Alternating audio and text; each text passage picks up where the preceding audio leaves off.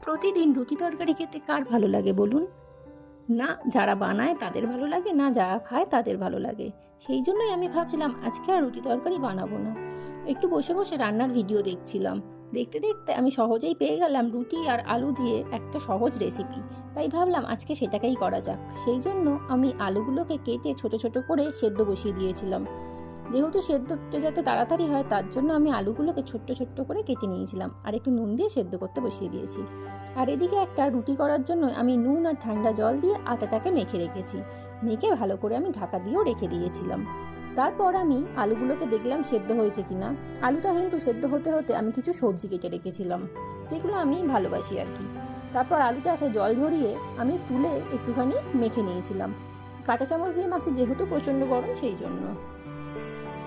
তারপর একটা কড়াইতে একটুখানি সাদা তেল দিয়ে আর সাদা জিরে ফোড়ন দিয়ে দিয়েছিলাম। তারপর এক এক করে ওই যে সবজিগুলো কেটে রেখেছিলাম, পেঁয়াজ কুচি, ক্যাপসিকাম কুচি, একটুখানি আদা, এগুলো সব দিয়ে ভালো করে নাড়িয়ে নিয়েছি।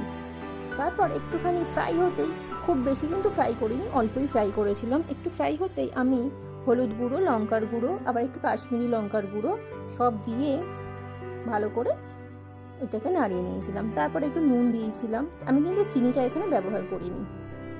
তা ভালো করে একটুখানি মিশে যেতেই আমি আলুটাকে দিয়ে ভালো করে মিশিয়ে নিলাম। তারপর ভালো করে আলুটা মিশে যেতেই আমি কিন্তু ঘরে একটা ভাজা মশলা বানিয়ে রেখেছিলাম, সেই ভাজা মশলাটা দিয়ে দিলাম আর সর্বশেষে দিয়ে দিয়েছিলাম একটুখানি ধনেপাতা, যাতে ফ্লেভারটা ভালো হয়, খেতে যেন ভালো লাগে। আর এদিকে আমি রুটি তৈরি করার মতনই পুরো একদম রুটিটাকে তৈরি করে নিয়েছিলাম, একদম রুটি তৈরি করার মতন প্রসেসই। ব্যাস রুটিটা তৈরি হয়ে যেতে আমি এটাকে ভাজ করার মতন করে মাঝখানে কিন্তু আমি পুরটা দিয়ে দিয়েছিলাম, যাতে দুদিকেই হচ্ছে গিয়ে ব্যালেন্সটা হয়, মানে মাঝখান দিয়ে যাতে ভাজ করা হয়। আমি তারপর একটা তাওয়াতে একটু বাটার দিয়ে এটাকে ফ্রাই করে নিয়েছিলাম। বাটার দিয়ে ফ্রাই করেছিলাম যেহেতু যাতে খেতে ভালো লাগে। বাটার দিয়ে কিন্তু এটা খেতে খুবই ভালো লেগেছে। এরকমভাবে আমি দুখানা রুটি বানিয়ে নিয়েছিলাম আর ওপর থেকে দিয়ে দিয়েছিলাম একটু সস, যাতে খেতে আরও টেস্টি হয়ে যায়। আর এটাকে একটু ডেকোরেশন করার জন্য একটু সস দিয়ে কি সুন্দর করে ছবিটাকেও এঁকে নিয়েছি, দেখুন একদম একটা স্মাইলির মতন। আর আপনাদের যদি ভিডিওটা ভালো লাগে একটা লাইক করে দেবেন। Thank you.